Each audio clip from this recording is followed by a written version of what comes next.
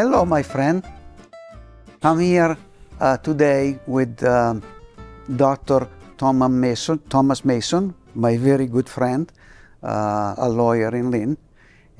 He's very versed on the Second World War. He's going to help us out, and he's very kind to give us his time to do such an entertaining.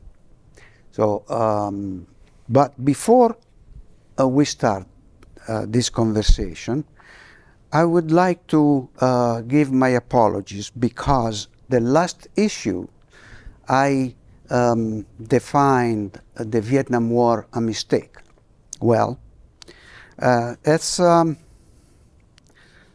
quite true. It wasn't a mistake. I says my apology will go to all the Vietnam veteran and to their family and the fallen soldier to call the Vietnam War a mistake. It was inappropriate to say that. And additionally, I did not in any shape and form to diminish their courage and valor in combat and elsewhere. My deepest and most sincere apology and honor to you all. So now I believe we can start. May I call you Tom? Absolutely. Thank you, Tom. So we can start with our conversation and about the Pacific Theater. But I'd first like to, if I could, Yes, please. mention today is D-Day, Yes. June 6, 1944, the largest amphibious landing ever in history to this day. Yes. In Normandy, France, the 5 beaches, And all those airplanes that... Juneau, Sword, Gold, Yes. Omaha, Utah. All 5 beaches were slaughter fields, so to speak, but it was the beginning of the end for Germany and Italy. The Third Reich. Third Reich, correct. And so I just want to mention that today. Yes, please. As every year goes by, fewer World War II veterans are with us. And Tom Brokaw said it well, it's the greatest generation. So I always, I remember President Reagan 40 years ago gave a great speech over in Normandy at the cemetery. It was just a very moving speech that he gave. And he was a statesman, he was a leader. And unfortunately, in today's world, they seem to be very rare. But I wanted just to mention that today. And those no longer have the same value they used to have, all those qualities, unfortunately, yes. Agreed. I agree. We agree on that. Now, I would like Tom to give us a brief overview of the Pacific Theater. Then we'll go into the detail later. How it all began, pretty much, in a kind of broad general scope. Japan was pretty much very militaristic. 1931, they invaded Manchuria. 1937, they invaded China, Korea, Vietnam. They were seeking natural resources. They had a burgeoning industry at home. They're trying to get the economy, full throttle, but they lacked natural resources and they lacked oil. And so what they were trying to do by getting these other nations getting their resources, and so what happened was the world took notice, particularly the United States, Great Britain, and there was an oil embargo imposed upon Japan, which they didn't take too kind to. And so that we weren't members of the League of Nations, which was organized after World War I as a direct result of World War I. Our Senate voted against membership in it. Woodrow Wilson was his baby, and so to speak, but he was very disappointed, to say the least. So we weren't a member. Japan there were resolutions issued against Japan. They walked out. But in 1937, after they invaded, China, and Korea, and Vietnam, they were on the march. And with this embargo, they were very, very, very upset, and there were high tariffs imposed on their goods, shipping to, Western nations. So, excuse me, was it maybe the embargo that prompted Japanese that attack in Pearl Harbor? Ultimately, yes. Was the only one, or was more no, there was the political and economic reason? When they, on December 8, 1941, when they attacked Pearl Harbor in Hawaii, they were meeting with the U.S. Secretary of State, Cordell Hull, Japanese ambassadors. Needless to say, that meeting ended pretty quick. But today, they think there might have been some type of intelligence. They were going to hit us somewhere, but they've never come up with anything concrete saying, they were going to hit Pearl Harbor. So in a matter of fact, I have here something, a note in, I have to, because I'm not like you know a lot of it, I know a little. So I'm helped myself out on this one. And I actually found that these people that you just mentioned about the fact there could be some other reason, or maybe a possibility to avoid the attack at all. So, and I have here about 3. I'm sorry, I apologize if I have to turn my pages here, but I have 3 names and video. Maybe our technician, gracefully enough, they will insert in our video here. So, and their name is that they have what they say, the last word after 75 years. The one is Jim Downing, the venerable age of 103, gunman mate in the USS West Virginia. He has his opinion, and the video will show it. Then we have Paul Kennedy, another young man, age 96, signalman with USS Sacramento.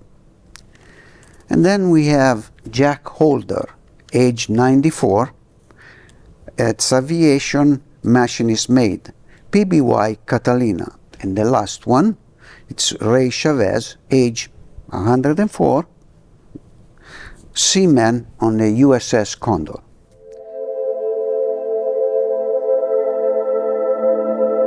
It's been demonstrated by historians and others we had enough clues to prevent the attack if we had just acted on them. There would have been a lot of lives saved if they would have listened to the negative information that was coming in before the raid started. The brass in Washington thought if the Japanese attack us, it would be in the Philippines, but none anticipated the attack would be in the U.S. We had 5 listening stations set up around the world. By triangulation methods, we knew exactly where the Japanese fleet were. That report was given to FDR and Admiral Stark every morning. We had had a radar up for 2 weeks that picked up the Japanese planes coming in. Now, the officer that got the report should have alerted the military. Japan was depending on surprise, and if they saw we were alert, they wouldn't have attacked. Maybe a hour or so before the attack, we spotted the submarine trying to get into the harbor. It was a Japanese submarine. They sunk it and reported it. Nothing was done about it. That's enough right there to call everybody to general quarters. I say there was no conspiracy, just mistakes that people made with the clues they had.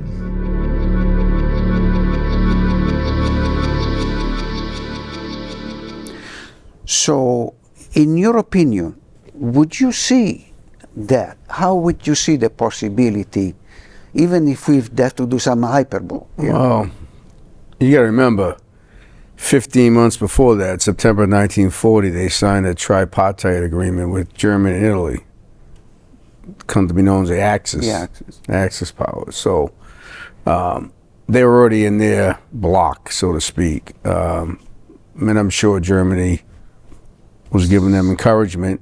They weren't the U.S.'s biggest fans. Some good suggestions. Sure. And, I remember after December 8th, U.S. declared war on Japan. Germany did the same day on the U.S. We did, which I guess because of that agreement, maybe Hitler felt obligated. So on December 9th, the United States Congress declared war on Germany. So we had a full-blown world war, so to speak.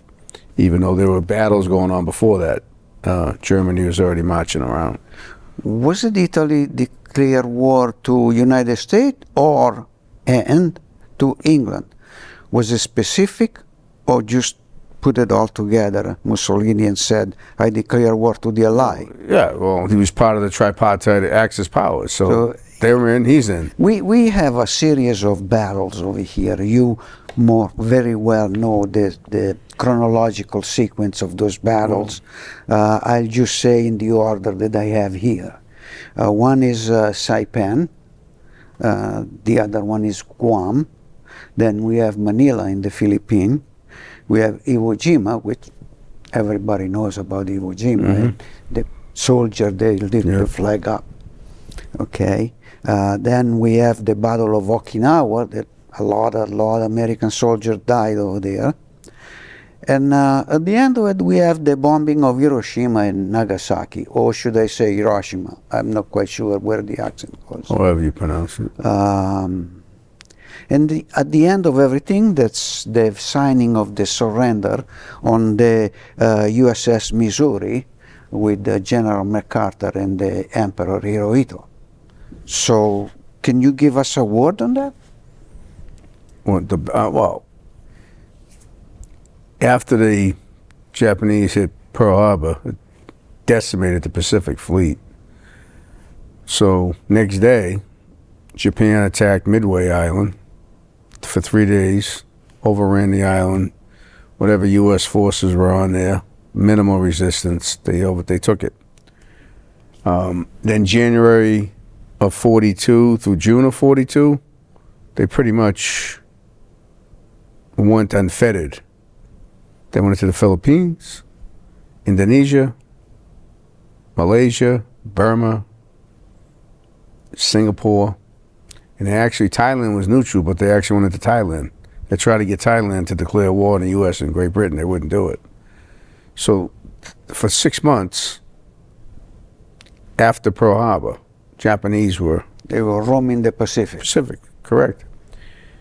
Things started to change in June of 42 with the Battle of Midway. It was the first American victory, a huge morale booster.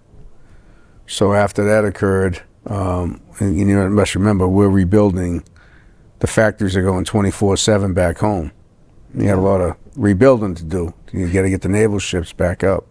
Excuse me, Tom. Yep. Isn't in the Battle of Midway that the United States sunk 4 out of 5 air carriers? You know that better than me. I don't have the specifics. But, that's what happened. Yeah. They were left, after they were left with 1 carrier only. And even that one, it came out sort of beat up. So, and told you, said we made a mistake. Called the U.S. a sleeping giant. Yeah. So... what Yamamoto saying about that? Well, I just think... alone. I just think, so after Midway, Saipan occurred in June through July of 42. And then, might have been 43, I don't have it in front of me. Guam followed. 2 major victories, huge. A lot of casualties, many on the Japanese side, but the U.S. still, they were tough fighters, Japanese. You remember, about 40 years prior to this, they had fought the Russians in 1905. The Russo-Japanese War. Teddy Roosevelt got a Peace Prize, Nobel Peace Prize, help end it. But the first time a power felt the Asian power. you know, a traditional power. So everybody knew Japan. We no, they didn't make any walkover. So Saipan, June to July. Guam follows right after that, July to August. 2 huge victories, and you know, the Philippines. Japan had taken them over in 42. MacArthur left the famous statement, "I shall return." And what followed was the Bataan Death March in April of 42, where about 650 Americans died, thousands of Philippine prisoners. Was there also English troops over there too? Yeah, they were there. I don't know how many, you know. No, you jiggle my memory, but partially. Was it the famous song, the Bridge on the River Kwai, because the Bataan March? Bataan Death March, yeah. So, yeah. my memory still Yeah, works, yeah. in spite of the age. Yeah, so don't sell yourself short. You're pretty sharp. So, you know, Philippines was a major, huge. I mean, they October of 44 through August of 45. Wow, that's Yeah, long. long time. And they finally, you know, they took it back. Took them back, I should say, Philippine Islands. But in between, it was Iwo Jima, as you said, Yeah, and Guadalcanal. Guadalcanal. Those early 1943, both of them, both It islands. was a slaughter. Slaughtered. Yep. Marines. The Marines were so heroic. You know, the Army came in with them. Obviously, the Navy's out there with the battleships, and you know, so. Yeah, I remember once somewhere, so in one of those TV shows about wars, that the Japanese were under the impression, the one they occupied the islands and all that, from Tokyo, Japan, that says the American soldier, they ate babies, people, they are ferocious. They scared these poor Japanese people that they, when the American the ally coming forward until the Japanese population, they occupy those lands, they have no more any land, they actually jump off the cliff to get Oh yeah. prisoners. Well, propaganda is huge in any war. Amazing. The misinformation, disinformation, you know, control the people, you know, Yeah, the that's- civilians. It's scary. You know, speaking of like Saipan, a huge civilian population on that island, many deaths, you know. I think there's about 43,000 there today right now, but these weren't barren islands. These islands were populated. And but, you know, it was island hopping. Little battle, called a war, but there were little battles, One after the other. one after the other. And, you know, fortunately, Yeah. we were able to rebuild quick. The American industrial might's incredible, you know, the economy. And, you know, everybody stepped up, Yeah. you know. People felt the What's call. the name of the lady on the poster? Rosie the River. Roses the Rivers that shows the biceps. Yeah. That was a very, very shrewd and intelligent advertising. You got to remember, it was over, you know, 3 years and about 8.5 months after Pearl Harbor. It wasn't a long war, you know. No, right. I mean, you're looking at now Ukraine and Russia, and they're 2 years and what, February, few months, 2 years, and they're, you know, Almost I'm 2.5. going on 2.5 years in August. Yeah. So, you know, it was for such a major, you know, theater, the Pacific Ocean, you know, with all the nations involved. It was. It's a lot of surface to cover. It was done quick, Yeah. you know. Well, there was a plus. It was mainly, aside that, in a war, who does the dying are the infantry. But even in the Navy, and there was mainly a naval battle, those sailors, a lot of them, they lost their life. Oh, in yeah. Probably one of the most horrific way. knowing that you're going down with the ship, but the sailor is not dead, he's alive, and he goes down. So that must Shark be infested. A terrifying. lot of the Yeah. waters were shark infested. Yeah. Oh, man. Yeah. So it was a tough, it was a tough war. I mean, both theaters were. Yeah. The Japanese were fanatics. I mean, they were vicious. Yeah. You know? Some documentary. I like to see documentary on wars Yeah. and whatnot. They show what the Japanese were doing to their prisoners of war, Oh, and there was Torture. nothing less than the German on Oh. their concentration camps. it's torture.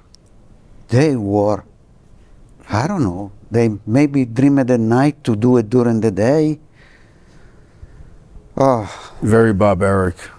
yes. And So now, when they, the Ally, mainly United States, they took a key island, I can't remember the name now, that allowed them to use their bomber to go and bomb Japan.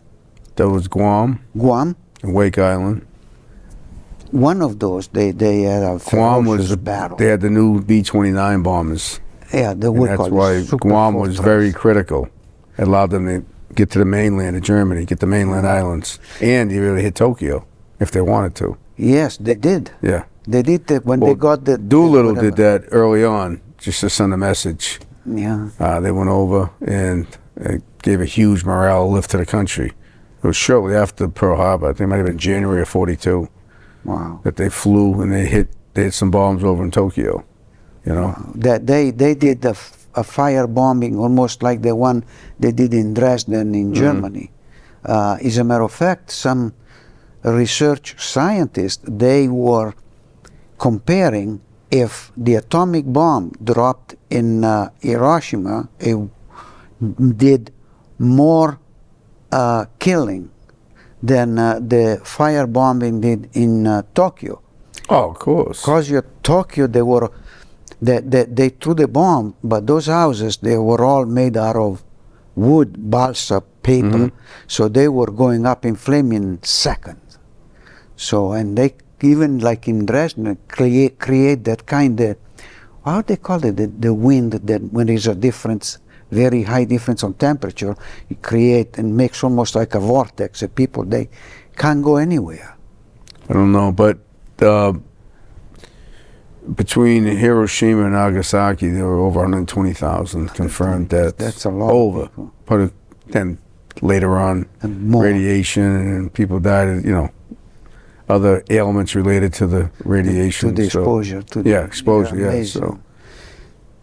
So then we have the signing on the USS Missouri September 2nd, 1945, Tokyo Bay. Yeah. with General General MacArthur. MacArthur, right, and the Emperor.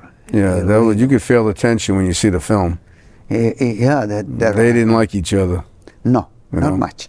You have to remember, after the first bomb was dropped August 6th, Hiroshima, there was silence on the part of the Japanese. So the American leaders were, we only had one left. They were developing more, but we only had one left. So 3 days later, they decided, we haven't heard anything, let's drop another. So they dropped it over Nagasaki, which Nagasaki, people don't realize, was an old city in Japan, and there was a whole bunch of Christian martyrs slaughtered there in the mid-1500s. Shrines there.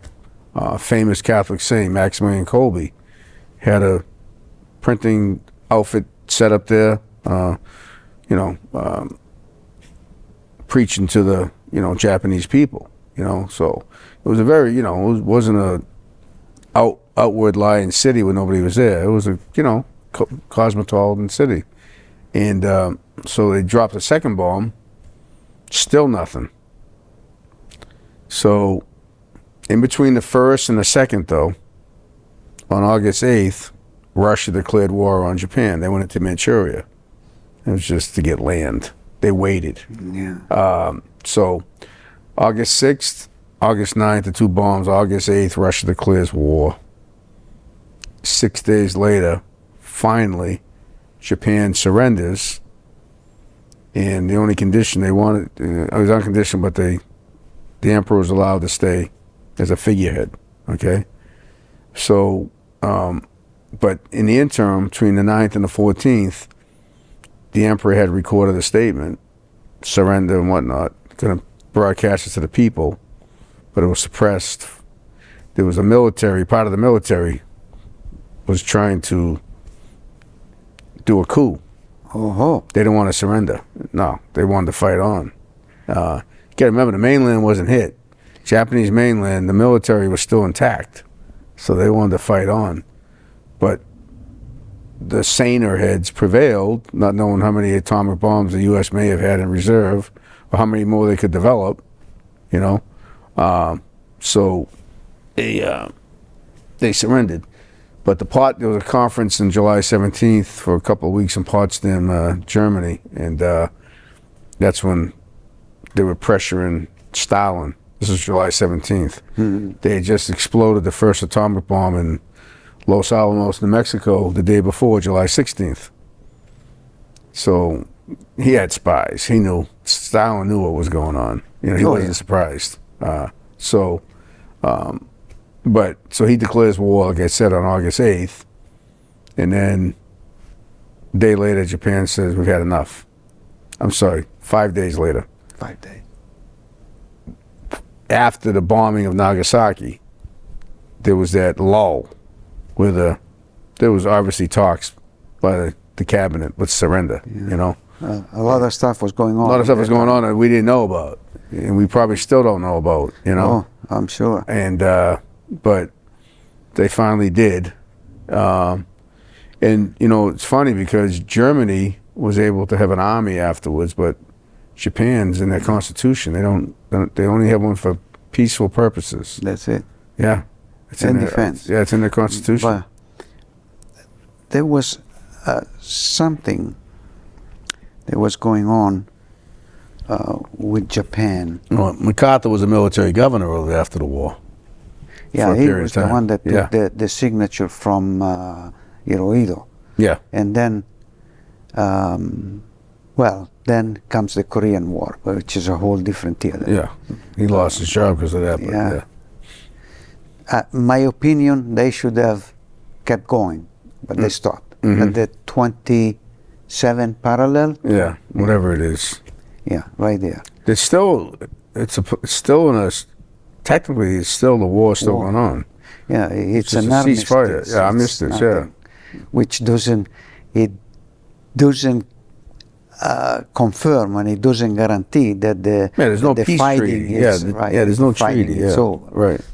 So with this one, I conclude our talking about the Pacific Theater, which obviously we barely scratched the surface here. There's a lot of Yeah, stuff. there's a lot. There's you give an overview of the major points. There's some battles and some major points.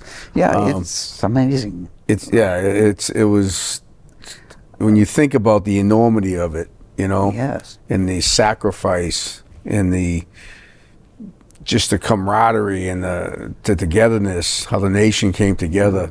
I don't know if you could ever see that again. And whoever was that photographer that took the picture of those Marines taking the flag up in Up in Iwo Okinawa, Jima, yeah.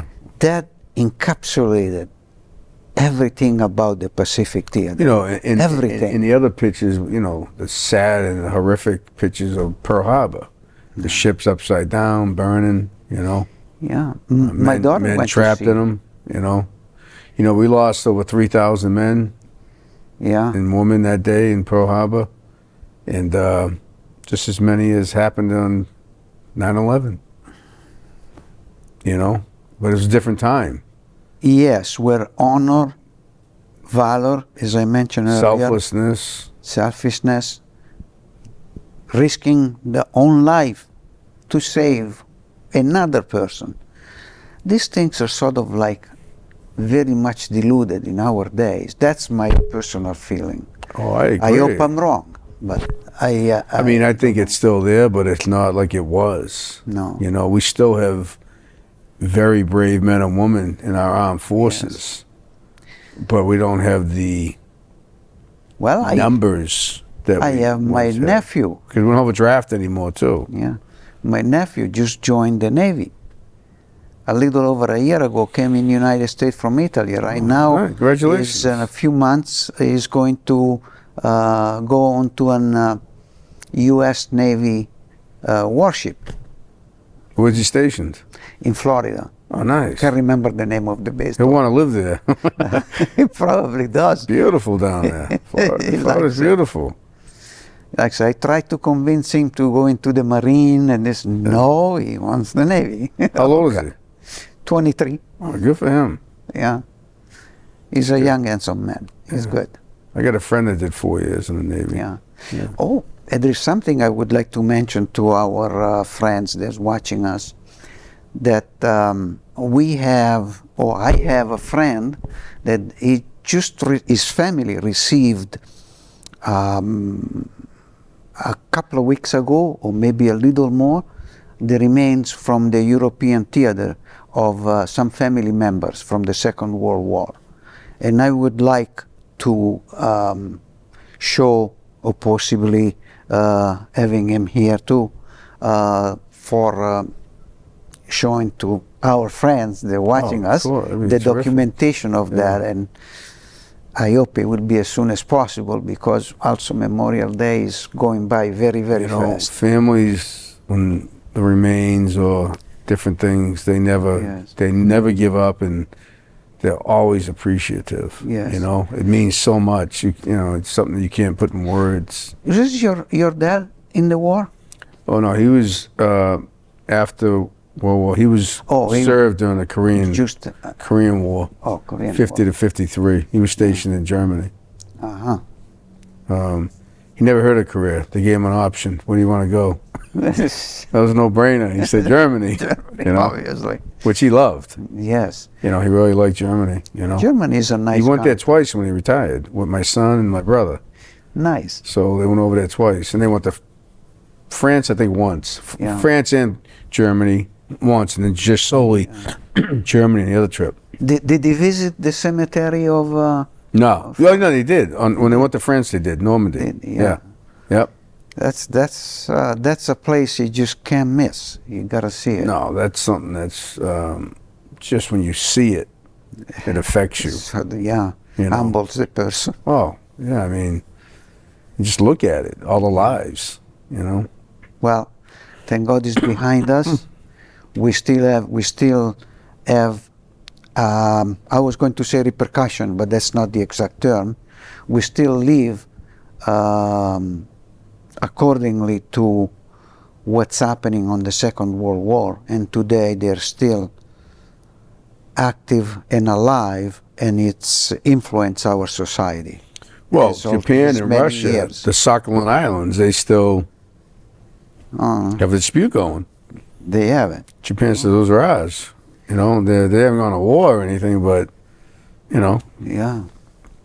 And, you know, land disputes, you know, when after a war is over and they carve up lands or whatever, like the Baltic states, you know, in Europe, you know, they remain very emotional and sticking points because people have pride in the land, you know, in their ethnicity, and, you know, and rightly so. Yeah. So when that forcefully gets taken from them, they don't forget.